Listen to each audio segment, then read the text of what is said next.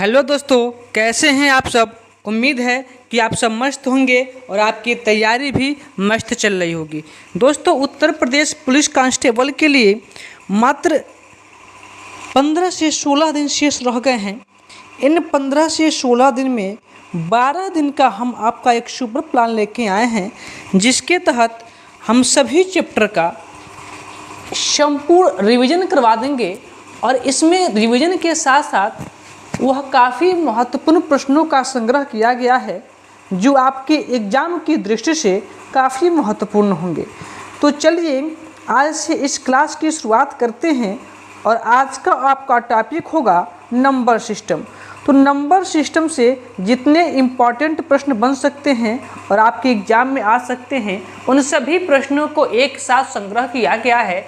तो चलिए देर न करते हुए हम लोग अपने पहले प्रश्न की ओर चलते हैं। तो देखिए, पहला प्रश्न आपका कह रहा है कि निम्नलिखित में से कौन सी एक अभाज्य संख्या है। अभाज्य संख्या क्या होता है ये आप लोगों को पता होगा। पहले मैं एक बार ऑप्शन लिख दूं। ऑप्शन पहला लिखा है आपका 54, दूसरा कितना लिखा है तो आपका दूसरा लिखा है 39, और तीसरा ऑप्शन क्या लिखा है तो तीसरा ऑप्शन लिखा है आपका 68, और ऑप्शन नंबर 4 आपका लिखा है, क्या लिखा है, 89। देखिए, अभाज्य संख्या वही संख्याएं कहलाती हैं जिनके केवल 2 ही गुणनखंड होते हैं, अर्थात वह संख्या या तो 1 से विभाजित हो सके या फिर वह संख्या स्वयं से विभाजित हो सके, वही संख्या अभाज्य संख्या होती है। तो देखिए कौन सी अभाज्य संख्या होगी। आप इसको देखिए, 5 और 4 9 होगा, 3 से और 9 से दोनों से विभाजित है, इसलिए यह अभाज्य संख्या नहीं होगा। 9 और 3 12, 4 से और 3 से 4 नहीं, 9 3 12, 3 से विभाजित है, इसलिए यह संख्या अभाज्य संख्या नहीं होगी। यहाँ देखिए 814, आप इकाई का अंक देखिए क्या है, 8 है, और जब इकाई के स्थान पे 0 2 4 6 8 यह सब नंबर आ जाते हैं तो संख्या 2 से विभाजित होती है, अर्थात ये भी अभाज्य संख्या नहीं है। तो 89 क्या है, एक ऐसी संख्या है या तो यह 1 से विभाजित होगा या फिर स्वयं से विभाजित होगा। तो ऑप्शन नंबर डी आपका क्या है, अभाज्य संख्या हो जाएगा। अगला प्रश्न कह रहा है कि x का न्यूनतम मान ज्ञात कीजिए, मतलब क्या होगा ताकि संख्या 8x 5215 9 से विभाज्य होगा। देखिए संख्या क्या दिया है तो संख्या आपका लिखा है 8x 5215, यही संख्या है, ठीक है। और कह रहा है कि यह संख्या 9 से पूर्णतः विभाज्य है। जब 9 से पूर्णतः विभाज्य है तो आपको 9 का विभाज्यता का नियम पता होना चाहिए। तो 9 से विभाज्यता का नियम कहता है कि यदि किसी संख्या के अंकों का योग 9 से विभाज्य है तो संख्या 9 से क्या होगी, पूर्णतः विभाज्य होगी। यानी कि इन सभी अंकों को हम जोड़ दें तो 9 के टेबल में आना चाहिए, 9 से कटना चाहिए। जोड़ते हैं, देखिए तो 5 1 6, 6 2 8, 8 5 13, और 13 और 8 कितना होगा आपका 21। 13 और 8 आपका 21, यानी कि 21 प्लस x डिवाइड बाई 9। अब यहाँ x की कौन सी मान रख दें कि 9 से पूरा डिवाइड हो जाए, कट जाए। तो आप कहेंगे कि आप रख दीजिए कितना, 27 रख सकते हैं, क्योंकि 9 दूना 18, 9 3 27, ठीक है। यदि 21 9 होके 27 होता तो पूरा कट जाता, 21 9 होके 27 होता तो पूरा कट जाता। तो 21 तो यहाँ है, इसको 27 करने के लिए इसमें 6 जोड़ना पड़ेगा। तो x की वैल्यू कितनी आ जाएगी, 6, और 21 और 6 क्या हो जाएगा आपका 27, और 27 9 से क्या होगा, 3 बार में डिवाइड होगा। तो आपका आंसर क्या हो गया, x की वैल्यू क्या आ गई, 6 आ गई, और यही आपका सही उत्तर हो जाएगा। अगला प्रश्न देखिएगा, प्रश्न नंबर 3 कह रहा है कि जब किसी संख्या को 15 और 18 से विभाजित किया जाता है तो प्रत्येक स्थिति में शेषफल 3 प्राप्त होता है। सबसे छोटी संभावित संख्या क्या होगी? देखिए ये कोई संख्या है, अगर उसको हम 15 से और फिर यदि 18 से दोनों से विभाजित कर रहे हैं तो शेषफल क्या रहा है? 3 आ रहा है। तो संख्या क्या होगा? पहले वह संख्या पता कर लीजिए कि जिसको 15 और 18 से विभाजित किया जाए तो शेषफल कुछ न बचे। और ऐसी स्थिति में जब शेषफल कुछ नहीं बचने की बात आती है तो क्या निकालते हैं हम लोग? एलसीएम। तो एलसीएम निकालिए तो आप कहेंगे 3 × 5 = 15 और यहाँ कहेंगे 9 दूना 18, 9 को ले सकते हैं 3 का स्क्वायर। तो एलसीएम क्या हो जाएगा? तो आप कहेंगे 2 × 3 का स्क्वायर × 5। एलसीएम एचसीएफ पढ़ा दिए हैं, जो लोग नहीं पढ़े होंगे एलसीएम एचसीएफ फाउंडेशन नाम से एक प्लेलिस्ट होगा, वहाँ पे जाके आप लोग पढ़ लेंगे। देखिए अब क्या हो जाएगा, इसको लिख सकते हैं कि 2 × 9 × 5, 5 × 45 × 90, अर्थात 90 वह संख्या है जिसको 15 से और 18 से दोनों से भाग देंगे तो पूरी तरीके से कट जाएगी, शेषफल कुछ नहीं बचेगा। यानी कि 15 × 6 = 90 और 18 × 5 = 90, पूरा कट गया, शेषफल कुछ नहीं बचा। लेकिन कंडीशन करें कि शेषफल 3 चाहिए, तो अब इसमें आपको जितना शेषफल चाहिए, 2 शेषफल चाहिए 2 जोड़ दीजिए, 1 शेषफल चाहिए 1 जोड़ दीजिए, पर हमको 3 शेषफल चाहिए इसलिए हमने 3 जोड़ दिया। आंसर कितना आ गया? 93। यही आपका सही उत्तर हो जाएगा। अगला प्रश्न देखिएगा, करें कि संख्या 64 75 92, 64 75 फिर 92, ठीक है संख्या है। और करें कि 88 से विभाज्य भी है, और ये संख्या 88 से विभाज्य भी है। यदि इस संख्या के अंकों को आरोही क्रम में पुनर्व्यवस्थित किया जाए तो इस प्रकार बनने वाली नई संख्या निम्नलिखित में से किसके द्वारा विभाज्य होगी? तो पहले इस संख्या को आरोही क्रम में व्यवस्थित कीजिए। आरोही क्रम में व्यवस्थित करने का मतलब क्या होता है कि जो सबसे छोटा होगा वो पहले लिखिए। छोटा क्या है? 2, उसके बाद से छोटा क्या है? 4, उसके बाद से क्या है? 5, उसके बाद से 6, फिर 7 और लास्ट में 9। 2 2 4 2 6, 2 4 6, ठीक है। अब करें कि यह संख्या अब किससे विभाज्य होगी? ऑप्शन दिया 22, 66, 44 और 3। अब आप प्रत्येक को भाग दे के नहीं चेक करेंगे। तो देखिए ऑप्शन से हम चेक करने जब जाएंगे तो पहला ऑप्शन आपका है 22। 22 को उठाएंगे और देखेंगे कि 22 किससे किससे मिलकर बना होगा। तो आप कहेंगे जो 22 बना होगा 2 और 11 के मल्टीप्लाई से बना होगा, ठीक है। तो जो संख्या है वह 2 से और 11 से यदि दोनों से विभाजित होगी तो पूरी संख्याएं 22 से विभाजित हो जाएंगी। और 2 से विभाज्यता का नियम होता है कि यदि किसी संख्या की इकाई के स्थान पर 0 2 4 6 8 हो तो संख्या 2 से विभाज्य होगी।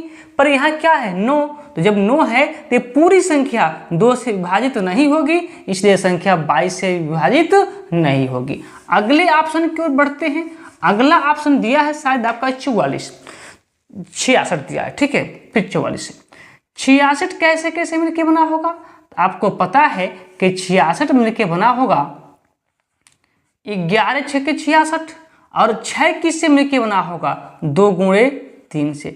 अर्थात जो संख्या 2 3 और 11 तीनों से विभाज्य होगा, जो संख्याएं 2 3 और 11 दोनों से विभाजित होगा, वही संख्या 66 से भी क्या होगा? पूरी विभाजित होगा। तो 11 और 3 का तो हमको पता नहीं, किंतु 2 का पता है कि 2 से जो 9 है विभाजित नहीं है, इसलिए पूरी संख्याएं 2 से विभाजित नहीं होगी। जब 2 से विभाजित नहीं है तो ये संख्याएं 66 से भी विभाजित नहीं होंगी। बात क्लियर? चलिए अगले प्रश्न पे चलते हैं, अगले ऑप्शन पे। अगला ऑप्शन का भी वो लॉजिक वही है, क्या है? 44। क्या दिया है? 44। 44 किससे किससे मिलके बना होगा? तो 4 × 11 से। तो जो संख्याएं 4 और 11 दोनों से पूर्णतः विभाज्य होंगी, वही संख्याएं 44 से पूर्णतः विभाज्य होंगे। तो पहले 11 से तो हमको पता नहीं, पर 4 से चेक कर लेते हैं। 4 से विभाज्यता का नियम होता है कि यदि किसी संख्या के इकाई व दहाई से बनी संख्या 4 से विभाज्य है तो पूरी संख्या 4 से विभाज्य होगी। तो इकाई व दहाई से कौन सी संख्या बना है? 79, और 79 4 से विभाज्य नहीं है, इसलिए संख्या 44 से विभाज्य नहीं होगी।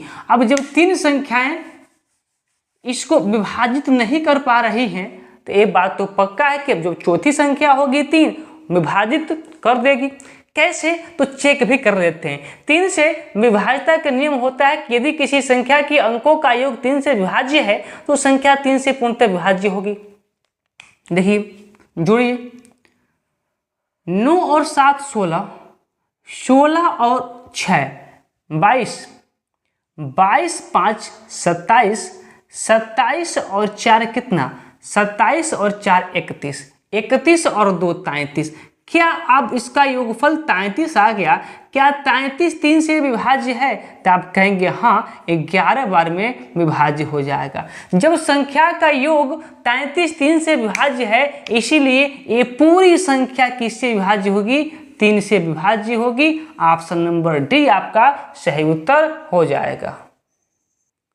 अगला प्रश्न कह रहा है कि 196 के कितने गुणनखंड 4 से विभाज्य हो जाएंगे? करने के बहुत तरीके हैं, पर मैं आपको एकदम शॉर्ट तरीका मैं बता दूं कि 196 को लिख सकते हैं क्या? 4 गुणे 7 गुणे 7। अब इस 7 गुणे 7 को 9 लिख के हम लिख सकते हैं क्या? 7 का स्क्वायर। क्यों? अब जब 4 से विभाज्य गुणनखंड पूछ रहा है तो आप कुछ मत कीजिए, इसका घात 2 और इसका घात कुछ नहीं तो 1, दोनों को जोड़ लीजिए यानी कि 3। 3 ही ऐसे गुणनखंड होंगे जो 4 से क्या होंगे? विभाज्य होंगे। अगला प्रश्न देखिएगा, करें कि यदि दी गई संख्या 16 और 11 से पूर्णतः विभाज्य है तो R और M के मान क्रमशः क्या हैं? दिया है 34R। पहले संख्या को लिख लेते हैं। संख्या आपका दिया है 34R, फिर लिखा है 0 और उसके बाद लिखा है 50 30, 50 फिर लिखा है 30, उसके बाद से क्या लिखा है? M और फिर लिखा है 6। यही संख्या है और कह रहा है कि यह जो संख्या है 16 से और 11 से दोनों से विभाज्य है। तो M और R का मान क्या होगा? तो पहले जब 16 से विभाज्य होगा तो 16 से विभाज्यता का नियम क्या होगा कि 2 और 8, 8 गुना 16, कि जो संख्याएं 2 और 8 दोनों से विभाज्य होंगी वही संख्या क्या होगा? 16 से विभाज्य होगा। मेरे कहने का मतलब क्या है कि 16 का आप गुणनखंड कर लीजिए। आप कहेंगे कि 4 चौको 16 भी तो हो सकता है। हाँ, बिल्कुल हो सकता है, पर 2 8 16 भी तो हो सकता है। और ऐसे तोड़ेंगे हमको 3 अंक लेना पड़ेगा जो काफ़ी बेहतर होगा। ठीक है, तो देखिए 8 से ये संख्या 2 से तो विभाज्य है क्योंकि इकाई के स्थान पे क्या आ गया है? 6 आ गया है, और 6 क्या है? 2 से विभाज्य है, तो संख्या 2 से विभाज्य होगी। पर 8 का हमको पता नहीं। 8 से देख लेते हैं कि m का कौन सा मान रखने पर वह संख्या 8 से विभाज्य हो जा रही है, और इसके लिए हमको ऑप्शन चेक करना पड़ेगा। ऑप्शन से चलेंगे ज़्यादा बेहतर होगा। बात क्लियर? तो देखिए, अब ऑप्शन पहला आपका दिया है कि 4 और 6। यदि R का मान 4 है तो M का मान 6 रखना पड़ेगा। ये तो करे कि क्रमशः रखना है कि यदि R का मान आपका 4 है तो M का मान 6। यदि M का मान 6 रखेंगे तो 3 अंक लेंगे, क्योंकि 8 से विभाज्यता का नियम कहता है कि इकाई दहाई व सैकड़ा से बनी संख्या यदि 8 से विभाज्य है तो संख्या 8 से पूर्णतः विभाज्य होगी। तो M का मान जब हम 6 लेंगे तो क्या बन जाएगा? 66। क्या 66 8 से विभाज्य है? तो आप कहेंगे ना, कदापि नहीं है। इसलिए जो आपका पहला ऑप्शन है वो वैसे क्या हो गया? गलत हो गया। दूसरा करें कि 7 और 5। यदि R का मान 7 है तो M का मान 5 होगा। जैसे ही हम M का मान 5 रखेंगे और देखेंगे कि 8 से विभाज्य है कि नहीं। आप कहेंगे 8 7 56 विभाज्य है, यानी कि ऑप्शन नंबर बी सही हो सकता है। अभी सही है कि नहीं वो अलग की बात है, क्योंकि तभी सही होगा जब 16 और 11 दोनों से विभाजित होगा। 16 और 11 दोनों से विभाजित होनी चाहिए। और आगे चलते हैं, तीसरा ऑप्शन चेक करते हैं। तीसरा ऑप्शन करा कि 5 और 5, यानी कि r का मान भी 5 और m का मान भी 5। देखिए फिर से 8 से विभाजित कीजिए, 8 से 56 कट गया, तो आपका बी और सी में कोई होगा। लेकिन एक और देख लेते हैं, ऑप्शन नंबर डी करे 7। जैसे ही 7 रखेंगे 76 हो जाएगा, और 76 8 से विभाजित है ही नहीं, तो बात खत्म हो गई। अब देखिए अब क्या करेंगे हम। अब तो या तो यहाँ पे ऑप्शन नंबर बी वाला सही होगा या फिर सी वाला सही होगा। तो एक एक करके चेक करते हैं। पहले बी वाला रख के चेक करते हैं। पहले बी, जब m का मान आप रख देंगे यहाँ पे क्या 5, हाँ m का मान जब रख देंगे 5, तो ऑप्शन के अनुसार आपको r का मान रखना पड़ेगा 7, और अब चेक करना पड़ेगा 11 से कि क्या यह संख्या जो मान रखे हैं r का, वह रखने पे संख्याएं 11 से विभाज्य हो रही हैं कि नहीं। तो 11 से विभाज्यता का नियम क्या होता है, तो याद रखेंगे 11 से विभाज्यता का नियम होता है कि एक जुड़ाई एक छुड़ाई, दोनों का अंतर 0 या फिर 11 का मल्टीप्लाई। देखिए तो 6 को जोड़ेंगे और 5 को छोड़ेंगे, ठीक है, फिर 3 को छोड़ेंगे 0 को जोड़ेंगे, फिर 5 को छोड़ेंगे 0 को जोड़ेंगे, 7 को छोड़ेंगे 4 को जोड़ेंगे। कितना हो गया 6, और क्या जुट रहा है 6 4 10।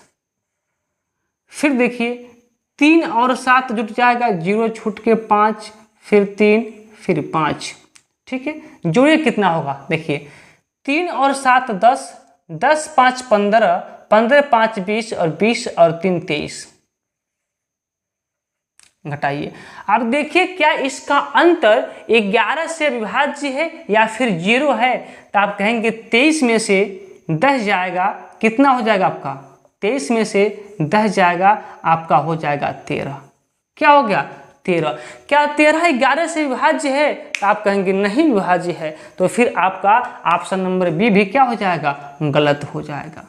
अब सी वाला बचा, तो आप ऑलरेडी बिना कुछ किए मार के आ सकते हैं ऑप्शन नंबर सी, क्योंकि जब 3 ऑप्शन को हमने गलत करार दे दिया और 4 में से वो क्या है सही है, और जब 3 गलत करार दे दिए तो चौथा क्या हो जाएगा वैसे ही सही हो जाएगा। फिर भी आपके तसल्ली के लिए मैं चेक करवा दूं, तीसरा कराए 5 और 5, यहाँ पे क्या रखना पड़ेगा हमको 5। जोड़ लीजिएगा, जोड़ना तो आपको आता होगा। यहाँ अभी हम जोड़े थे 10 आया था, इसको जोड़िए 5 3 8, 8 5 13, और 13 3 16, और 16 5 कितना होता है 21, 16 5 21।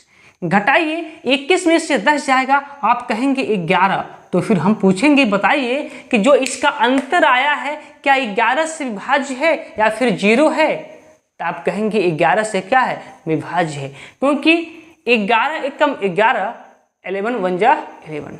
तो ऑप्शन नंबर सी क्या होगा आपका बिल्कुल सही उत्तर हो जाएगा, किसी को कोई डाउट नहीं होना चाहिए। ऑप्शन नंबर सी क्या आपका है सही आंसर हो जाएगा। चलिए अगले प्रश्न की ओर। अगला प्रश्न देखिएगा। अगला प्रश्न कराए कि यदि एक 4 अंकों की संख्या x 5 8 y, क्या लिखा है x 5 8 y क्या है 9 से विभाज्य है, पूर्णतः विभाज्य है, तो x प्लस y का न्यूनतम मान क्या होगा। देखिए अभी हमने आपको बताया कि 9 से विभाज्यता का नियम क्या होता है कि यदि किसी संख्या के अंकों का योग 9 से विभाज्य है तो फिर संख्या 9 से विभाज्य होगी। तो जोड़िए और देखिए क्या 9 से विभाज्य है, तो आप कहेंगे 2 अंकों है 8 5 13, 8 5 13, 13 में आप क्या जोड़ेंगे x जोड़ेंगे तो प्लस x, और y जोड़ेंगे तो प्लस y, ठीक है, और ये 9 से विभाज्य होना चाहिए।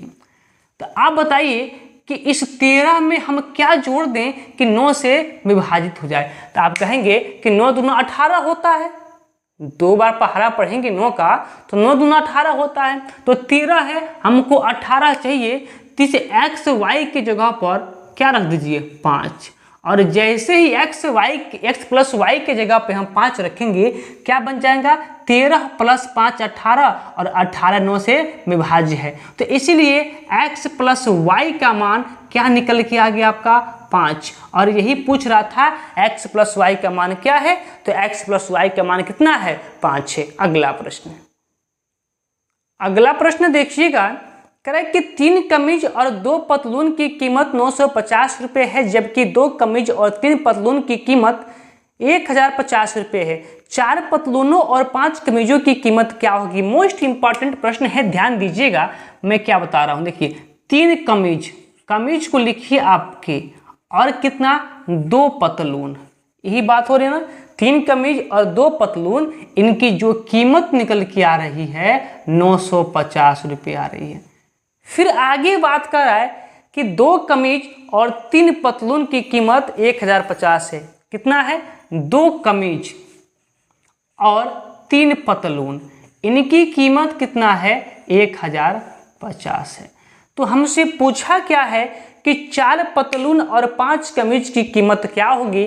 तो हमको सर्वप्रथम पहले 1 कमीज और 1 पतलून का कीमत पता होना चाहिए। तो कैसे निकलेगा, अब इसको हमको हल करना पड़ेगा। हल कैसे करेंगे तो ध्यान दीजिएगा, पहले किसी एक की वैल्यू को हमको बराबर करना होगा। बराबर कैसे होगा, तो चलिए k की वैल्यू को बराबर करते हैं। यहाँ 3 है, यहाँ 2 है, तो क्यों ना 3 दूना 6, दोनों की वैल्यू को 6 बना दें। 6 बनाने के लिए यहाँ 3 से मल्टीप्लाई करना पड़ेगा, दिख रहा होगा, ऐसा उम्मीद है, ठीक है। तो फिर यहाँ पर भी 3 में किससे मल्टीप्लाई कर दें कि 6 हो जाएगा, तो आप कहेंगे 2 से। तो यहाँ क्या हो जाएगा 2 तिहाई 6 के प्लस 2 दूना 4 p, 2 से मल्टीप्लाई किए हैं तो फिर कितना 950, 9 दूना 18 1900, ये होगा। तो 2 से मल्टीप्लाई जब 950 में करेंगे तो आपका 9 दूना 18, एक कितना हो जाएगा 1900 हो जाएगा। जब यहाँ आप 3 से मल्टीप्लाई करेंगे तो 6 के प्लस 3 तिरिके 9 p बराबर, जब यहाँ करेंगे तो 3150, कितना हो जाएगा 3150 हो जाएगा। अब दोनों को घटा लीजिए, दोनों को घटाइए तो 6k से 6k क्या हो जाएगा, घट के 0 हो जाएगा। और यहाँ 4p में से जब 9p घटेगा तो माइनस का आपका 5p हो जाएगा। और यहाँ जब 3150 में से 1950 घटेगा तो कितना होगा आपका 0 और 5, और यहाँ कितना 2, और यहाँ कितना 1, 1250। एक बार मैं फिर से देख लेता हूँ, 0 5 9 2 11 2, ठीक है। तो फिर लेकिन माइनस में, ठीक है। अब माइनस से माइनस कट जाएगा, p का मान आपका क्या हो जाएगा, तो 1250 बटा में 5। अब इसको मल्टीप्लाई कीजिए, सॉरी डिवाइड कीजिए, तो क्या 25 25 125, कितना हो जाएगा 250। यानी कि एक पतलून का मान कितना हो गया, एक पतलून की कीमत कितना हो गया 250 रुपये, ठीक है। अब p का मान किसी भी समीकरण में उठा के रख दीजिए। चलिए हम पहले समीकरण में रखते हैं। पहला समीकरण क्या है, यहाँ आपको दिख रहा होगा, क्या है 3k प्लस 2p बराबर कितना है 950। तो देखिए 3k प्लस 2, p का मान कितना है 250, तो यहाँ रख दीजिए 250, ठीक है। और यहाँ 950। स्पष्ट रूप से अक्षर दिख रहे होंगे, ऐसा मुझे उम्मीद है। मैं एक बार देख लेता हूँ, ठीक है दिख रहा है, पर मैं थोड़ा सा और बड़ा लिखने का प्रयास करता हूँ। देखिए 3k प्लस 2 इंटू 250 बराबर कितना 950। अब यहाँ से क्या हो जाएगा, तो 3k प्लस 200, 250 गुना कितना 500 बराबर कितना 950। तो 3k की मान यहाँ से क्या हो जाएगा, 500 को उधर भेजेंगे, प्लस है तो माइनस में हो जाएगा। तो 950 में से 500 घट जाएगा, क्या मिल जाएगा आपको 450। यानी कि k की वैल्यू क्या मिल जाएगी 15 या 45, k की वैल्यू कितनी आ गई 150। अब क्या पूछा है आपसे, तो आपसे पूछा प्रश्न में कि 4 पतलून और 5 कमीज, यानी कि 5 कमीज 5k प्लस 4 पतलून का मूल्य क्या होगा। देखिए तो 5 है और एक कमीज का मूल्य आपका 150 रुपया है, तो 150 रखिए, प्लस 4 है और एक पतलून का कीमत 250 है, 250 लिखिए। साइड में भी दिख रहा होगा, ऐसा उम्मीद है, ठीक है। अब देखिए 15 पचे 75 कितना 750 प्लस, अब यहाँ से 25 चौको 100 कितना 1000, दोनों को जोड़ दीजिए कितना हो जाएगा 1750 रुपये, और यही आपका 5 कमीज और 4 पतलून का मूल्य हो जाएगा। प्रश्न थोड़ा बड़ा था पर समझ में आ गया होगा। चलिए अगले प्रश्न की ओर। अगला प्रश्न देखिएगा कि प्रथम 5 अभाज्य संख्याओं का योग क्या होगा। ये तो बहुत सिंपल सा प्रश्न हो गया कि प्रथम 5 संख्याओं का योगफल क्या होगा। तो प्रथम 5 अभाज्य संख्या क्या होगा, एक 2 होगा, एक 3 होगा, एक 5 होगा, और एक 7 होगा, और एक 11 होगा।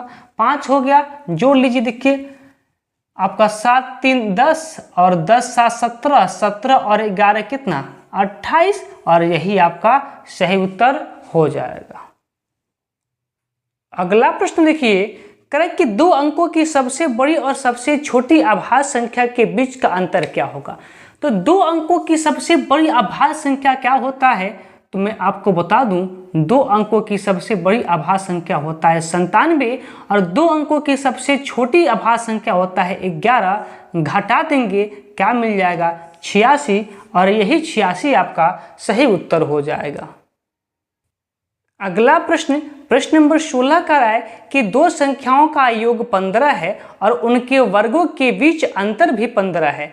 निम्नलिखित में से कौन सी बड़ी संख्या है। ध्यान दीजिएगा, मोस्ट इंपॉर्टेंट प्रश्न है पर है एकदम आसान, ठीक है। देखिए करें कि 2 संख्याएं हैं, ठीक है, और उनका योग 15 है। तो मान लीजिए आपका बड़ी संख्या x है, बड़ी संख्या x और छोटी संख्या y है। बात समझेंगे, बड़ी संख्या x और छोटी संख्या y है, और इन दोनों का योगफल कितना दिया है 15। फिर आगे करा कि इन दोनों संख्याओं के वर्गों का अंतर भी कितना है 15 है।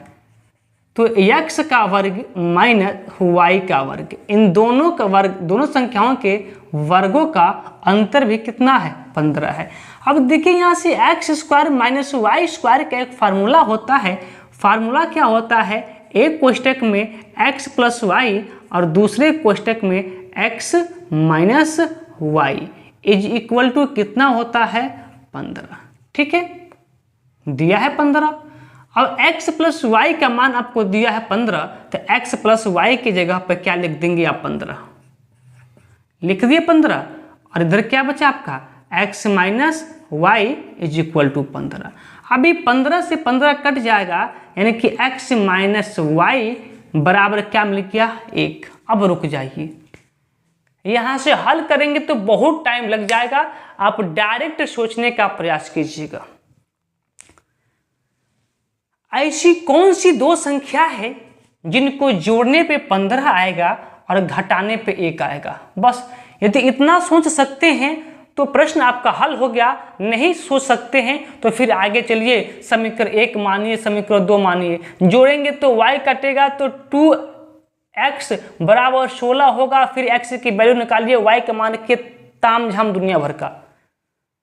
लेकिन सिर्फ सोचने से कितना प्रश्न आसान हो सकता है, सोचिए। x और y 2 संख्या है जिनको जोड़ने पे 15 और घटाने पर 1 आ जाए, वह संख्या क्या होगी, तो आप कह सकते हैं 8 और 7 होगी। देखिए 8 और 7 ऊपर लिखे दिखाई दे रहा होगा, 8 और 7 होगा। यहाँ भी देखिए तो x का मान 8, y का मान 7। यहाँ जोड़ेंगे तो 8 7 15, यहाँ घटाएंगे 8 में से 7 गया 1। क्या पूछा था, बड़ी संख्या। 7 और 8 में बड़ी संख्या कौन है, तो आप कहेंगे 8 है, तो आपका आंसर क्या मिल गया 8। यही आपका क्या है सही उत्तर, ऑप्शन नंबर डी।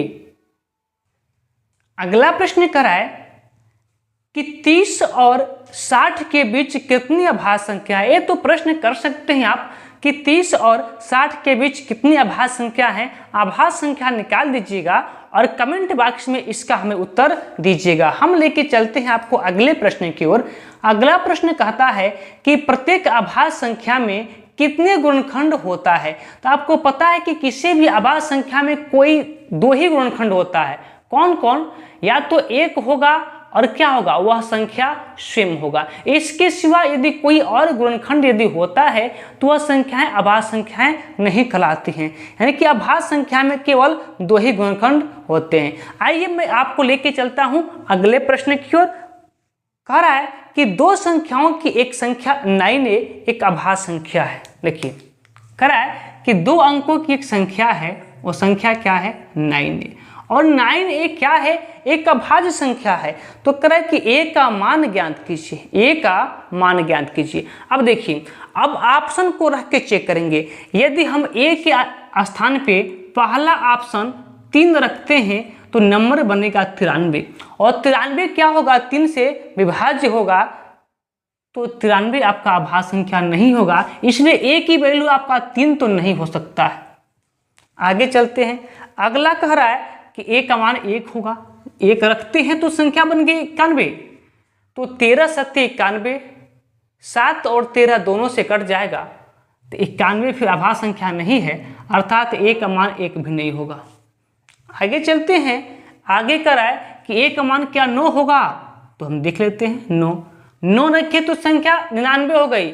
आपको पता होगा कि जो 99 है 3 से भी, 9 से भी और 11 से भी कर सकता है, इसलिए यह अभाज्य संख्या नहीं होगा, तो a का मान 9 भी नहीं हो सकता।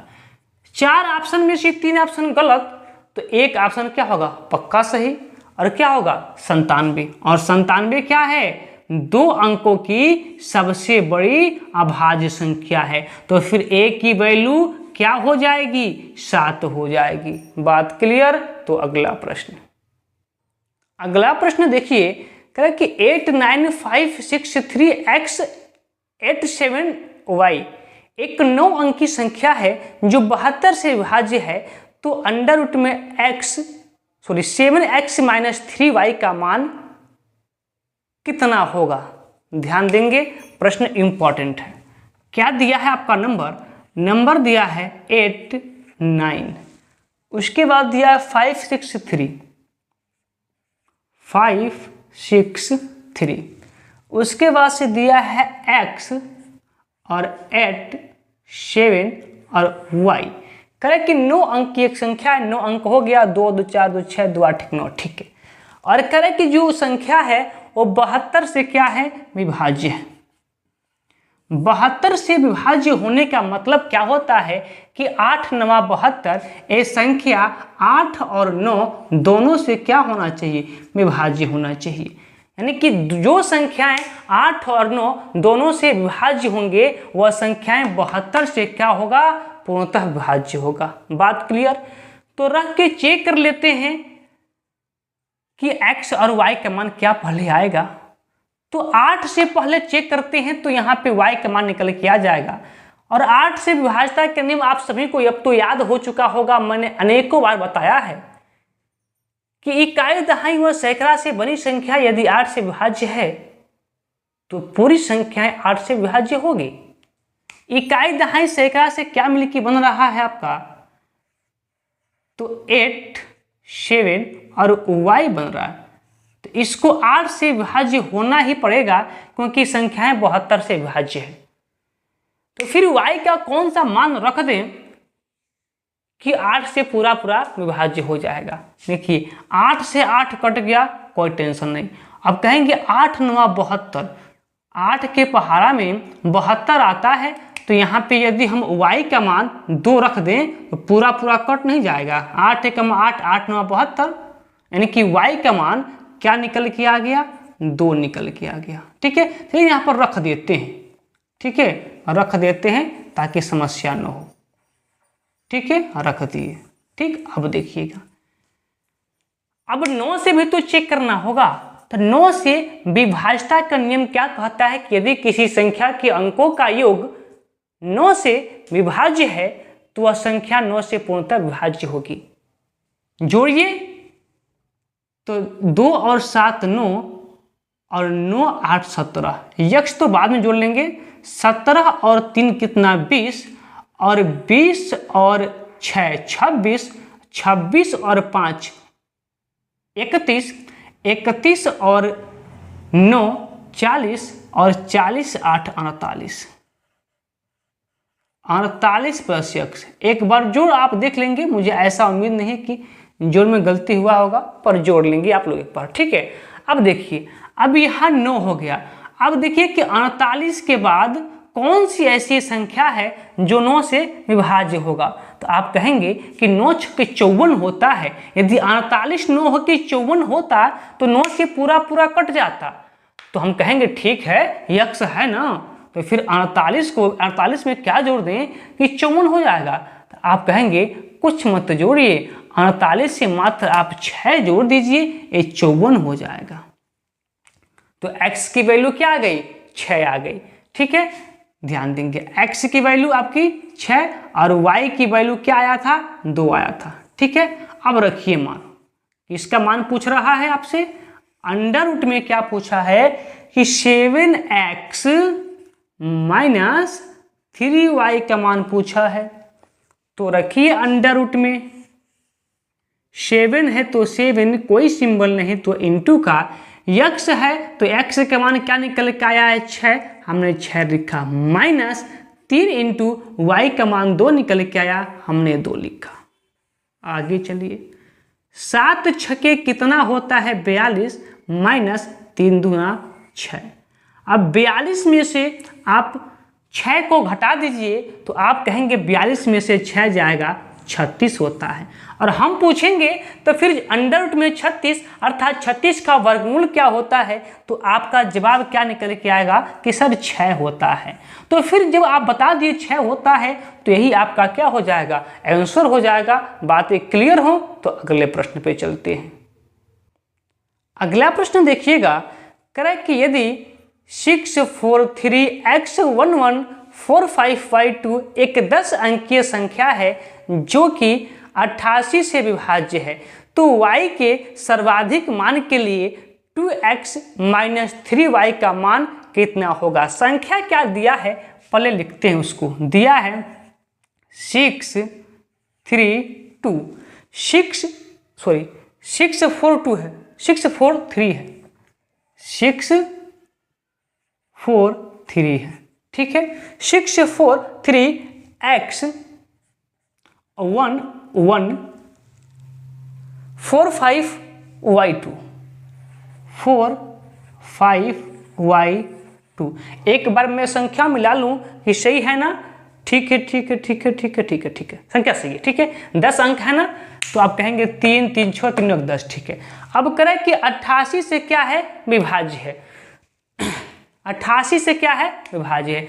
तो देखिए 88 से विभाज्य होने का मतलब क्या है कि 88 किससे किससे मिलके बना होगा, तो 8 और 11 के मल्टीप्लाई से मिलके बना होगा।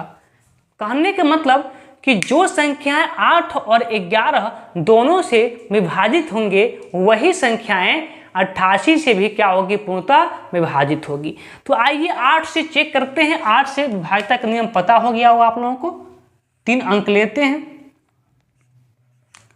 5y2 divided by 8। अब सिर्फ इतना आपको देखना है ना कि अब ऐसे प्रश्न आता है तो बच्चे कन्फ्यूज में हो जाते हैं कि हमने y का मान क्या रखें। तो आइए एक ऐसा आसान तरीका मैं आपको सिखा देता हूं कि आज के बाद से ऐसे प्रश्न गलत होने का नाम नहीं लेंगे, ठीक है। देखिए आप सिर्फ इतना बता दीजिए कि 8 के किस पहाड़े में लास्ट में 2 आता है। 8 का कितनी बार पहाड़ा पढ़ लें कि लास्ट में 2 आ जाए, तो आप कहेंगे कि 8 चौक 32, 4 बार पढ़िए ना तो लास्ट में क्या आ जाएगा, 2 आ जाएगा। क्या आ जाएगा, 2 आ जाएगा। तो वही 2 लिखा है यहाँ पे, और 3 तो क्या है आपका शेष आया है। तो अब देखिए, अब यहाँ 8 से भाग देना है 5 और यहाँ पे कोई संख्या लिखना है। तो यहाँ कौन सी संख्या लिख दें कि 8 से भाग जाने के बाद भी 3 शेष बचे। तो आप कहेंगे कि 8 से 8 का पहाड़ा पढ़िए, आप उतना बार पढ़िए कि ए अगर यहाँ 0 होता तो 50 होता, सपोज डेट 0 होता तो 50 होता, लेकिन 50 से ज़्यादा बार में जाए तो आप कहेंगे कि 8 सते 56 होता है, 8 सते 56। यदि यहाँ पे 6 लिख दें हम, 6 सोचिए 6 लिख दें तो पूरा पूरा कट जाएगा, लेकिन हमको शेषफल कितना चाहिए था 3, तो 6 9 लिख के क्या लिख देंगे यहाँ पे 9। अब देखिएगा 7/56 कैरी 3 और 8 सते 56 के 6 कैरी 3 और फिर 8 चौको 32 कट गया पूरा पूरा, तो y का मान क्या निकल के आ गया, यहाँ से 9 निकल के आ गया। ठीक है, अब देखिए, अब तो 8 का काम खत्म हो गया। अब 11 से चेक करने के लिए आपको नियम पता है, अब y के जगह पर हम क्या लिख देते हैं 9, ताकि समस्या न हो। 11 से विभाज्यता का नियम भी आपको याद हो गया होगा कि 11 से विभाज्यता का नियम कहता है कि एक जुड़ाई एक छुड़ाई दोनों का अंतर 0 या फिर 11 का मल्टीप्लाई। तो चलिए एक जोड़ते हैं एक छोड़ते हैं।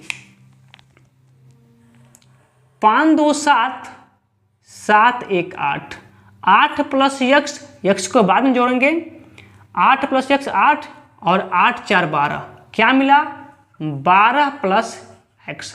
इसको जोड़िए 6 3 9, 9 1 10 और 10 4 14 और 14 9 कितना 23, 14 9 23। अब देखिए, अब इसका अंतर या तो आपको 11 आना चाहिए या 11 का मल्टीप्लाई या फिर 0 आना चाहिए, जो भी आ जाए वो क्या होगा, सही होगा। तो ध्यान से देखिएगा। अब देखिए यहाँ पर आपका 23 है, 12 है।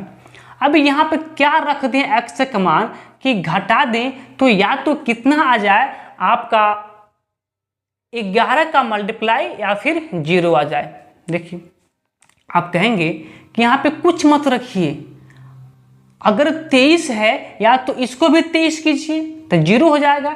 जब यहाँ 23 है तो इसको 23 बनाने के लिए इसमें आपको 11 जोड़ना पड़ेगा, लेकिन 11 जोड़ेंगे नहीं, क्यों, क्योंकि ये 2 अंक की संख्या हो गई, हमको 1 अंक पे काम करना होता है। तो कहीं कुछ नहीं, देखिए ना कि आप 23 में से 12 घटाइए 11 हो रहा है ना, तो इसको कह दीजिए 0, क्योंकि 23 में से 12 घटा दिए तो 11 हो गया। घटाने पे होगा क्योंकि जोड़ने वाला तो बड़ा जा रहा है, 2 अंक की संख्या, तो 23 में से 12 घटाएंगे 11 हो जाएगा, तो इसको मान लीजिए कि 0 है। अब देखिए 23 में से 12 प्लस 0 यानी कि 12 घटा देंगे, क्या मिल जाएगा 11, और 11 क्या है 11 से विभाज्य है। तो आपको मिला क्या, x का मान क्या निकल के आ गया 0 और y का मान क्या निकल के आया था 9। हमसे मान किसका पूछा था, तो हमसे मान पूछा था 2x माइनस 3y का।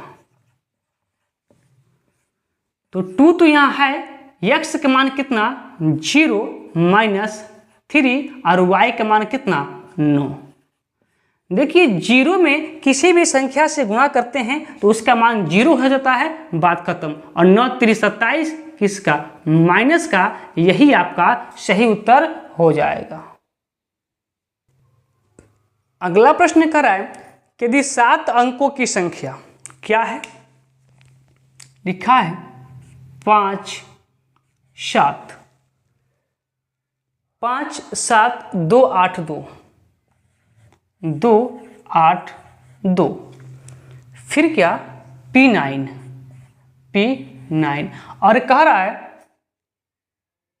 तो देखिए ये संख्याएं किससे विभाज्य हैं 11 से। 11 से जब संख्याएं विभाज्य हैं तो 11 से विभाज्यता का नियम आपको पता है कि एक जुड़ाई एक छुड़ाई और दोनों का अंतर 0 या फिर 11 का मल्टीप्लाई। तो जोड़ते हैं, देखते हैं कितना होता है। जोड़िए, देखिए 9 2 11, 11 2 13 और 13 5 कितना 18।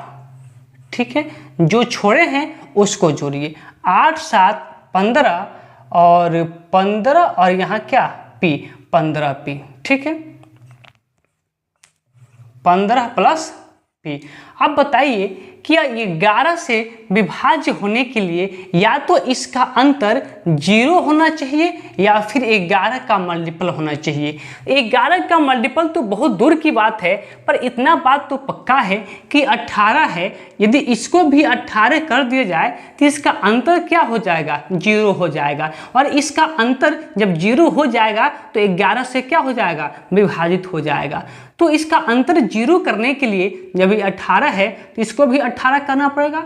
जब यहाँ 15 है तो p की वैल्यू क्या मान लीजिए, 3। अब ये भी 18 हो गया और यहाँ 15 और 3 कितना, 18, अंतर क्या हो गया, 0 हो गया। तो p की वैल्यू हमने क्या मान लिया, 3 मान लिया। ठीक है, 3 मान 3 होगा ही होगा। ठीक है, अब देखिए 11 माइनस p क्या कर रहा है, 11 माइनस p का मान हमसे पूछा है। 11 तो है ही और p का मान 3। 11 में से 3 जाएगा, कितना होता है आपका 8, और यही 8 आपका सही उत्तर हो जाएगा। अगला प्रश्न कह रहा है कि इतना इतना इतना को 10 से भाग दिया जाए तो शेषफल कितना बचेगा। हाँ देखिए, संख्या क्या दिया है, तो संख्या आपको दिया है 99, इधर दिख रहा होगा, ऐसा उम्मीद है कि 99, 87 और क्या लिखा है 69 और 3 मल्टीप्लाई बाई क्या दिया है आपका 64 32, फिर मल्टीप्लाई बाई क्या दिया है 76 95। ठीक है, 76 95 और कह रहा है कि इसको 10 से भाग देने पर शेषफल क्या बचेगा। ध्यान देंगे, बहुत अच्छा प्रश्न है, बहुत सुंदर सा प्रश्न है। देखिए, अगर इसको भाग देना हो, यदि ये 3 की जगह पर 0 होता तो 10 से पूरा कट जाता, लेकिन जब 3 आ गया है तो शेषफल क्या निकल के आ जाएगा, 3। अगर यही 3 नहीं होता, 3 की जगह पर 0 होता तो फिर आपका पूरा कट जाएगा, लेकिन 3 आके खेल को क्या किया है, बिगाड़ दिया है, शेषफल क्या बच जाएगा, 3। वैसे ही यहाँ देखिए, अगर ये 2 9 होके 0 होता तो पूरा कट जाता 10 से, लेकिन 2 आके खेल को बिगाड़ दिया है, इसलिए यहाँ पे शेषफल 2 आ गया। यहाँ पर भी 5 9 की 0 होता तो पूरा कट जाता, लेकिन 5 है तो शेषफल क्या हो जाएगा, 5 हो जाएगा। अब इसको भी 10 से भाग देंगे और देखेंगे शेषफल कितना आ रहा है। 10 से भाग क्यों, क्योंकि जब ऊपर वाला बड़ा होता है और नीचे वाला छोटा होता है तो पुनः भाग लगाते हैं। देखिए, ऊपर वाला क्या है, 10 से बड़ा है, क्योंकि 5 दूना 10 और 10 तीना 30। जब ऊपर वाला बड़ा और नीचे वाला छोटा तो शेषफल जो बचता है, अगर वो बड़ा हो गया तो फिर भी भाग जाता है। अब देखिए, 10 3 30, आपका रिमाइंडर पूरा कट गया, तो रिमाइंडर क्या बचा आपका 0, शेषफल क्या बचेगा 0। अगला प्रश्न कर रहा है कि दी गई संख्या 75 8p, लिखा है 75 8p, और क्या लिखा है 0 9q। ठीक है, और क्या लिखा है 5, और कह रहा है कि 3 से क्या है, पूर्णतः विभाज्य है, तो p प्लस q का न्यूनतम मान क्या होगा। अब 3 से विभाजित होने के लिए आपको पता है कि यदि किसी संख्या के अंकों का योग 3 से विभाज्य है तो संख्या 3 से पूर्णतः विभाज्य होगी। जोड़िए, q और p को लास्ट में जोड़ेंगे, पर जो अंक दिख रहा है उसको जोड़ लेते हैं। 9 5 14, 14 में 0 जोड़ेंगे तो 14, और 14 और 8 कितना आपका होता है 22, 22 5 कितना होता है 27, और 27 और आपका 7 कितना होता है 34। क्या मिला 34, और प्लस में क्या p प्लस q तो अभी है, p प्लस q तो आपका अभी क्या है, और इसको 3 से डिवाइड करना है। अब देखिए, p और q का मान क्या रख दें यहाँ पर कि 3 से पूर्णतः डिवाइड हो जाएगा, तो आप कहेंगे कि क्या रख दें यहाँ पे 36। यदि यहाँ पे 34 9 की 36 होता तो 12 3 36, 3 से 12 बार में कट जाता, लेकिन 34 है और यहाँ 36 होना चाहिए, तो p और q का मान 2 क्यों न रख लें, p और q का मान 2 रख लेते तो 34 और 2 36, 3 से पूरा कट जाता, इसलिए p और q का मान क्या हो जाएगा आपका 2 हो जाएगा और यही 2 आपका सही उत्तर हो जाएगा। अगला प्रश्न कर रहा है कि वह सबसे छोटी संख्या कौन सी है जिसे 8, 9 और 10 में विभाजित करने पे प्रत्येक स्थिति में एक शेष बचता है। अभी ऐसे प्रश्न हमने आपको करवा रखा है। किसकी बात हो रही है? 8, 9 और 10 की बात हो रही है। तो पहले एलसीएम निकाल लीजिए इसका, और एलसीएम वह संख्या होगी कि जिसको 8, 9 और 10 से भाग देने पे शेषफल बिल्कुल नहीं बचेगा। 8 को लिख सकते हैं 2 का क्यूब, 9 को लिख सकते हैं 3 का स्क्वायर, लेकिन 10 को लिख सकते हैं 2 पच्चे 10। तो फिर आपका एलसीएम क्या हो जाएगा? आप कहेंगे कि 3 अभाज्य संख्या दिख रहा है, एक 2 दिख रहा है, एक 3 और एक 5। तो 2 का सबसे अधिक घात क्या है? 3 है, और 3 का सबसे अधिक घात क्या है? 2 है। इसी को हल कीजिए तो यहाँ होगा 8 और यहाँ कितना होगा? 9 और यहाँ होगा 5। अब देखिए 8 पच्चे 40, 8 पच्चे 40 और 4 9 36, 360। इसका एलसीएम क्या निकल के आ रहा है? तो 360 निकल के आ रहा है। अर्थात 360 वह संख्या होगी जिसको 8, 9 और 10 तीनों से भाग देंगे तो पूरा पूरा कट जाएगा, शेषफल नहीं बचेगा। किंतु हमें जब शेषफल 1 चाहिए ना, तो उस 1 को क्या कीजिए? 360 में जोड़ दीजिए। क्या मिल जाएगा आपको? 361, और यही आपका सही उत्तर हो जाएगा। अगला प्रश्न देखिए, कह रहा है कि एक संख्या को 65 से विभाजित करने पर शेषफल 31 आता है। वही संख्या जब 13 से विभाजित होती है तो शेषफल क्या आता है? तो कुछ नहीं करना होता ऐसे प्रश्न में। जब 65 से विभाजित किए हैं, कोई संख्या है 65 से उसको विभाजित किए हैं, चलिए लिख देते हैं। मान लीजिए संख्या क्या है? x है, और जब 65 से विभाजित किए हैं तो रिमाइंडर आपका कितना बचा है? 31 बचा है ना। अब करें कि इस 31 को 13 से भाग देने पर शेषफल क्या होगा? यानी कि उसी संख्या को, माफ कीजिएगा, उसी संख्या को कर रहा होगा, हाँ, उसी संख्या को 13 से विभाजित करने पर शेषफल क्या होगा? अब संख्या भार में जाए, हमको संख्या से नहीं मतलब है। जो शेषफल बचा है ना 31, जो शेषफल बचा है 31, इसी को आप किससे भाग देना? पुनः 13 से भाग दे दीजिए और देखिए शेषफल कितना आएगा। तो आप कहेंगे 13 दूना 26 और 26 5 31, रिमाइंडर कितना बच के आपका आ जाएगा? 5, और यही 5 आपका क्या हो जाएगा? सही उत्तर हो जाएगा। अगला प्रश्न देखिए, करें कि निम्नलिखित में से कौन एक पूर्णांक है जो 7, 5 और 28 का गुणज नहीं है? देखिए इसको तो कई प्रकार से कर सकते हैं, ठीक है। एक तो एलसीएम से भी कर सकते हैं, पर छोड़िए, कौन इतना झंझट पालने जाएगा। आप संख्या पहले लिखिए। देखिए 5 है, 7, 5 और कितना? 7, 5 और 28, ठीक है। 28 किससे किससे मिलके बना होगा? तो 4 7 28। अब जो संख्या, जिस संख्या में इन तीनों से भाग चला जाएगा वही संख्या उसका गुणज होगा, जिसमें भाग नहीं जाएगा और गुणज नहीं होगा। तो पहला ऑप्शन देखिएगा, लिखा है 280। तो 7 से भाग दीजिए, 280 में पूरा पूरा कट जाएगा। 5 से भाग देंगे तब भी कट जाएगा, और 28 से भाग देंगे तब भी कट जाएगा। 28 दहाँ के 110, यानी कि 280 तो इसका गुणज है। 442 को चेक कर लेते हैं। 7 6 के 42 कट जाएगा, 0 है तो 5 से पूरा पूरा कट जाएगा। अब 28 से चेक करने के लिए 7 और 4 दोनों से कटना चाहिए। तो 4 से करेंगे तो कट जाएगा, एक बार देख लेते हैं। 4 कम 4 4 5 20, ठीक है, और 7 6 के 42, ठीक है। 4 और 7 दोनों से 442 कट जा रहा है, अर्थात ये भी इसका क्या है? गुणज है। अगला क्या है? 140 चेक करते हैं। तो 7 दूना 14 कट गया, लास्ट में 0 है तो 5 से कट जाएगा। पर 28 से चेक करने से बेहतर है कि 7 और 4 से चेक कीजिए। 4 से करेंगे तो 4 दूना 12 और 4 5 20 कट जाएगा, 7 दूना 14, 28 से भी कट जाएगा, अर्थात ये भी क्या है? इसका गुणज है। अब जब 3 ऑप्शन में से 2 ऑप्शन इसका गुणज, 3 ऑप्शन इसका गुणज है, तो जो रह गया है चौथा ऑप्शन वही इसका गुणज नहीं होगा। कहेंगे चेक कर लीजिए, तो चेक कर देते हैं। लीजिए, अब 7 से तो कट जाएगा, 7 का गुणज है, 5 से भी कट जाएगा, गुणज है। 28 से चेक कीजिए तो क्या ये 4 से कटेगा 70, तो 4 के पहाड़ में 70 नहीं आएगा, किंतु 7 से कट जाएगा। दोनों से कटना चाहिए था लेकिन 7 से कट रहा है, 4 से नहीं, इसलिए 28 का गुणज नहीं है।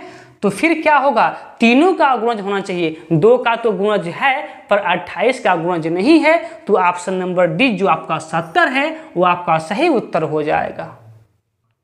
अगला प्रश्न करें कि यदि दो धनात्मक संख्याओं के वर्गों का योग 24, 26 है और एक संख्या का वर्गमूल 7 है तो दूसरी संख्या क्या होगा।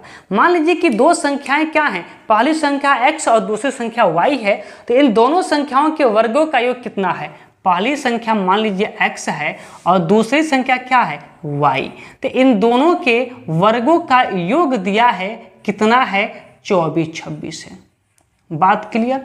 अब आगे क्या कह रहा है, समीकरण 1 मान लीजिए या मत मानिए, कोई दिक्कत नहीं। आगे कह रहा है कि एक संख्या का वर्गमूल क्या है, 7 है। एक संख्या यानी कि पहली संख्या क्या था, x था, तो फिर कह रहा है कि x का वर्गमूल क्या है, 7 है। जब x का वर्गमूल 7 है तो फिर यदि हम x का मान ज्ञात करें तो इधर अंडर रूट है, उधर जाएगा तो क्या हो जाएगा, वर्ग हो जाएगा। तो x का मान क्या हो जाएगा, x का मान 7 का स्क्वायर कितना हो जाएगा, 49 हो जाएगा। अब यही x का मान उठा के यहाँ पे रख दीजिए। जब x के स्थान पे रखेंगे 49 तो क्या बन जाएगा, 49 का स्क्वायर प्लस कितना, y का स्क्वायर बराबर कितना, 24, 26। ठीक है। अब देखिए 49 का आपको स्क्वायर पूछ ले तो क्या करेंगे, मैं एक शॉर्टकट तरीका मैं बता रहा हूँ, सुनिएगा। 49 लिखा है तो देखिए 49 को ऐसे लिख लीजिए।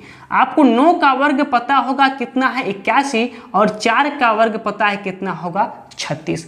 अब जितना संख्या दिख रहा है ना, सबको आपस में कर दीजिए मल्टीप्लाई। तो 9 चौको 36 और 36 दूना 72, एक अंक छोड़ के जोड़ दीजिएगा। यहाँ पर 1, यहाँ पे 8, 2, 10 के 0 कैरी 1, यहाँ पे 7, 6, 13, 14 के 4 हासिल 1, और यहाँ पे 4 चौको 16 ना, 4 चौको 16, ठीक है, 4 चौको 16, और यहाँ पे कितना, 2, यानी कि 2401, यानी कि 49 का वर्ग कितना हो रहा है, 2401 प्लस कितना, y का स्क्वायर बराबर कितना, 24, 26। यदि हम y स्क्वायर का मान ज्ञात करें तो इसको उधर भेजना पड़ेगा, और जब ये उधर जाएगा तो क्या होगा, घट जाएगा। चलिए एक स्टेप मैं बढ़ा देता हूं ताकि आप लोगों को कोई समस्या का सामना न करना पड़े। नीचे लिखे दिखाई देगा, एक बार देख लेते हैं। नहीं दिखाई देगा कोई बात नहीं, इसको साफ कर देते हैं। यहाँ तक दिखाई दे रहा होगा, मैं एक बार देख लेता हूँ। चलिए ठीक है, अभी एक स्टेप दिखाई देगा, कोई दिक्कत नहीं। तो y स्क्वायर घटाइए, देखिए 6 में से 1 जाएगा 5, 2 में से 0 जाएगा 2, 2 में से 0 गया 0 नहीं, 2 में से 0 गया 2, और 24 में 24 गया कुछ नहीं। यानी कि y स्क्वायर का मान क्या मिला हमको, 25, और हमसे क्या पूछा था, y का मान।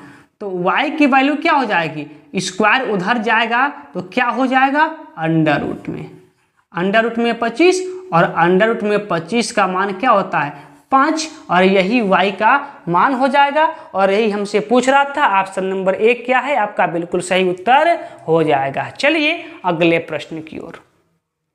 अगला प्रश्न देखिए, करा है कि दो संख्याओं का योग कितना है, 26 है, और उनका अंतर कितना है, 14 है। यदि बड़ी संख्या के 3 गुने को छोटी संख्या से विभाजित किया जाता है तो भागफल क्या होगा। देखिए मान लीजिए कि आपका बड़ी संख्या x है, बड़ी संख्या x और छोटी संख्या y है। तो कह रहा है कि दो संख्याओं का जो योग है, बड़ी और छोटी संख्या का जो योग है वो कितना है, 26 है। ठीक है। अब आगे देखिए, और कह रहा है कि उनका अंतर कितना है, 14 है। देखिए, या तो आप डायरेक्ट सोच लीजिए और नहीं तो फिर इसको हल कीजिए। चलिए एक क्वेश्चन आपको हम डायरेक्ट सोच के बताए थे, इसको हल करके दिखा देते हैं। तो अब इन दोनों समीकरणों को आप जोड़ लीजिएगा, ठीक है। तो ये घट के 0 हो जाएगा और यहाँ x मिला के 2x हो जाएगा, और जब इनको जोड़ेंगे तो क्या हो जाएगा, 40 हो जाएगा, ठीक है।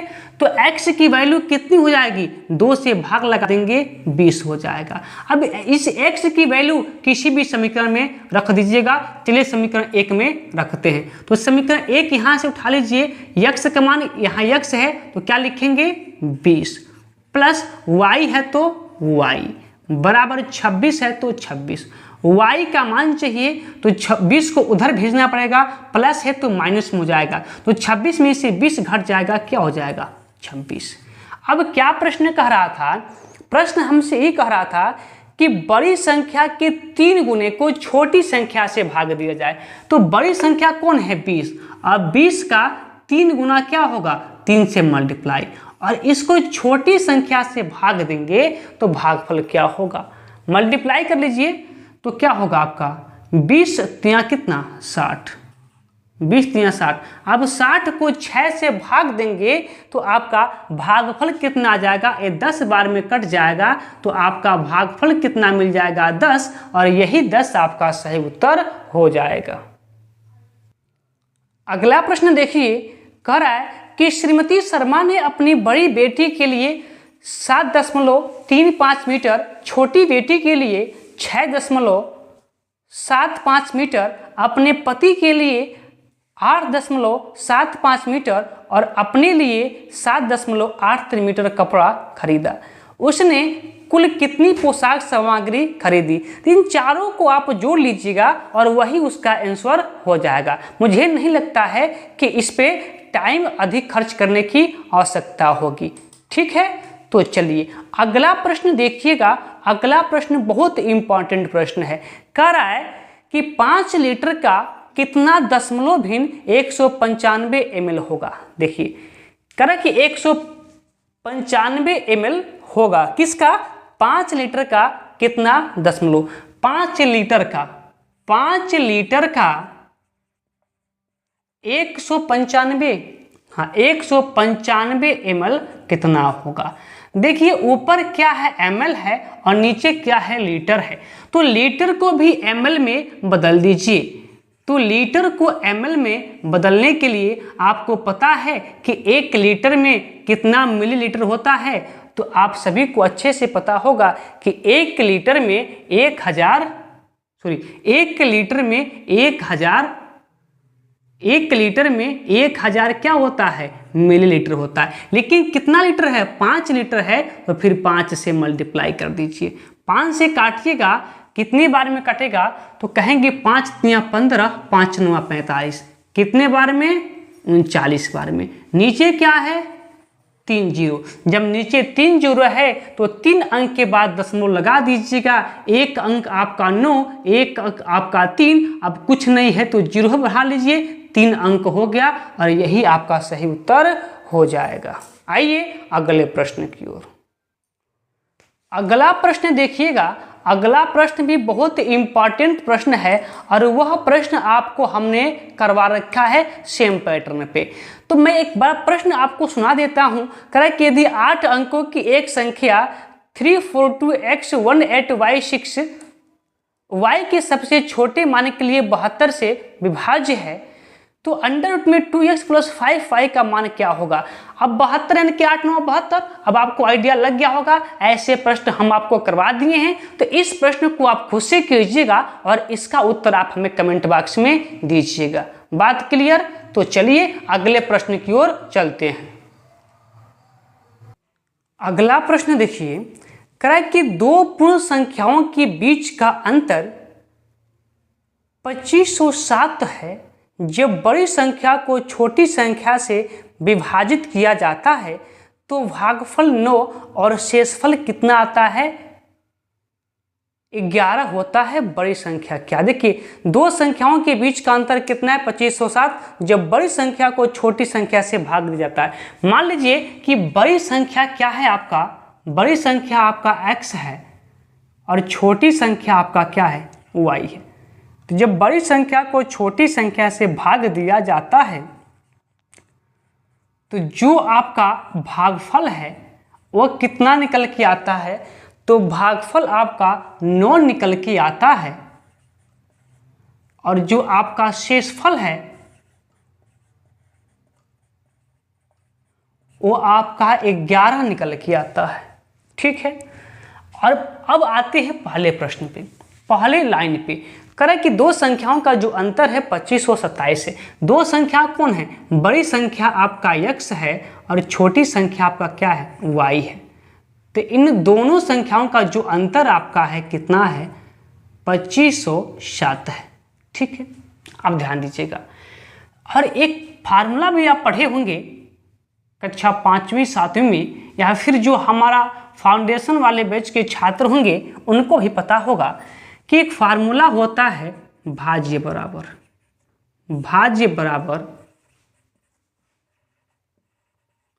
भाजक गुणे भागफल और धन शेषफल। क्या आप लोगों को पता है? पता है। अब इसमें बताइए कि भाज्य कौन होगा, भाजक कौन होगा। तो आप सभी को अच्छे से पता होगा कि जो भाज्य होगा आपका क्या होगा? x होगा। भाज्य क्या होगा? x होगा। भाजक कितना होगा? तो y होगा। भागफल पहले से दे रखा है कितना है? 9 है, और शेषफल भी दे रखा है क्या है? y है। तो यहां से क्या मिला आपको कि x बराबर 9y प्लस 11। इसको समीकरण 1 कह लेते हैं, इसको समीकरण 2 कह लेते हैं। अब x का मान 9y प्लस 11 यहाँ रख देते हैं, यानी कि x की जगह पर x का जो वैल्यू है रख देते हैं। जब x के स्थान पे क्या लिखेंगे कि 9y प्लस 11, और माइनस तो y पहले से है, बराबर कितना? 2507। तो क्या मिलेगा? 9y में से 1y घट जाएगा, कितना हो जाएगा आपका? 8y। और ये उधर जाएगा तो क्या हो जाएगा? 11 प्लस का है, माइनस हो जाएगा। तो 2507 में से आपका 7 चला गया 2400, और बच गया 7 4 11 4, और 2400 में से 4 गया, 2500 में से 4 गया 2496।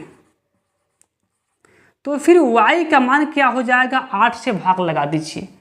8 से भाग लगा देंगे तो क्या होगा? 8 तिरिके 24 और 8 एकम 8, 8 दूना 16। y का मान कितना आ गया? 312। क्या पूछा था कि बड़ी संख्या क्या होगा? बड़ी संख्या क्या होता है? किसी भी भाजन की क्रिया में जो बड़ी संख्या होता है भाज्य होता है। अर्थात x का मान पूछा है तो यहाँ पे y का मान रख दीजिए। तो x यहाँ पे बराबर अब क्या है? अब यहाँ रखिए, यहाँ रखिए। बात तो ये कहिए, जहाँ आपकी इच्छा हो वहाँ रख लीजिए। यहाँ रख दें या फिर यहाँ रखें, कहीं रख लीजिएगा। चलिए यहाँ रख देते हैं, थोड़ा सा आसानी आपके लिए हो जाएगा। ठीक है, देखिए तो x बराबर 9 और गुणे कितना? y का मान कितना? 312। तो यहाँ लिख दीजिए 312 प्लस कितना? 11। मल्टीप्लाई कीजिए, 9 दूना 18 के 8 कैरी 1, और 9 एकम 9, 9 1 10 के 0 कैरी कितना? 1, 9 3 27, 27 1 28 प्लस कितना? 11 इसमें ऐड कर दीजिए। तो कितना हो जाएगा कि 9 1 8 2 28 19 कहाँ पे लिखा है? ऑप्शन नंबर ए पर, और यही आपका सही उत्तर हो जाएगा। आइए अगले प्रश्न की ओर देखिए। अगला प्रश्न कह रहा है कि एक विभाजन योग में भाजक भागफल का 8 गुना है और शेषफल का 9 गुना है। यदि शेषफल 24 है तो भाज्य क्या होगा? कह रहे कि भाजक जो है भागफल का 8 गुना है। पहले जो फार्मूला अभी आपको हमने लिखवाया है उसको लिख लीजिए। फार्मूला क्या था कि भाज्य बराबर भाजक गुणे भागफल धन शेषफल। ये आप लोगों को याद होगा। चलिए अब आ जाइए, क्या कर रहा है? कर रहा है कि जो भाजक है ना, जो भाजक है भागफल का 8 गुना है। यदि भागफल 1 है ना तो भाजक कितना है? 8 है। करे कि तथा शेषफल का 9 गुना है। कौन? भाजक शेषफल का 9 गुना है। शेषफल का 9 गुना है, यानी कि शेषफल का 9 गुना। यदि शेषफल 1 होता तो क्या होता? 9 होता। बात क्लियर? लेकिन शेषफल क्या है आपका? 24 है। जब शेषफल 24 है तो इसका 9 गुना क्या हो जाएगा? भाजक हो जाएगा। तो 24 का 9 गुना क्या हो जाएगा? भाजक हो जाएगा। ठीक है, भाजक हो जाएगा। अब मल्टीप्लाई कर लीजिए या फिर रहने दीजिए। अब भागफल कितना हो जाएगा? ये कितना है? भागफल का 8 गुना है। भागफल का कितना है? 8 गुना। तो जब 8 गुना ई है, 8 गुना ई है तो 8 गुना कम क्या होगा? ये होगा। तो 8 से भाग लगा दीजिएगा। 8 त्रिके 24, यानी कि 3 गुणे 9 क्या है? भागफल है। ठीक है, अब इसमें 8 से मल्टीप्लाई करके देखिएगा, इतना ही आ जाएगा। ठीक, पूछा क्या है? भाज्य क्या है? हल कीजिए, आपका आंसर आएगा। देखिए 9 चौको 36 के 6 कैरी 3 और 9 दूना 18, 18 3 कितना? 21 मल्टीप्लाई 9 3 कितना? 27 प्लस कितना? 24। अब 27 और 216 का मल्टीप्लाई कर लेते हैं। यहाँ पे देख लीजिए 216 और 27। 7 6 के 42 के 2 कैरी 4 और 7 कम 7 7 4 11 के 1 कैरी 1 और 7 दूना 14 14 1 15। 6 दूना 12 के 2 कैरी 1 2 कम 2 2 1 3 और 2 दूना 4। कितना मिलेगा? 2 3 8 5, यही है ना? ठीक है, कितना मिला आपका? 58 32 प्लस कितना? 24। इसको जोड़िए, कितना हो रहा है? देखिए 4 और 2 कितना हो गया? 6 हो गया। 2 और 3 कितना हो गया? 5 और 58 तो वैसे ही रहेगा। तो 58 56 आपका सही आंसर हो जाएगा। ऑप्शन नंबर बी पर लिखा है, बी आपका सही उत्तर हो गया।